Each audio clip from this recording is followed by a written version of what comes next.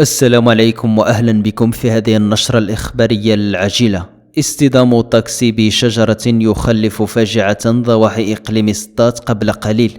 قبل الخوض في التفاصيل لا تنسوا الإعجاب بالفيديو والاشتراك في القناة ليصلكم كل جديد. وفي التفاصيل، علمت جريدة هيسبريس من مصادرها أن سيارة أجرة من الحجم الكبير اصطدمت اليوم الأربعاء بشجرة بطريق ولاد شباتة ضواحي مدينة ابن أحمد بإقليم سطات، مخلفة 7 جرحى من بينهم إصابة بالغة لسيدة، وقد تم نقل المصابين على وجه السرعة إلى المراكز الصحية لتلقي العلاجات الضرورية، فيما ارتفعت أصوات تطالب مستعملي الطرقات إلى المزيد من الحيطة والحذر، خاصة مع تزايد حوادث السير خلال هذه الفترة.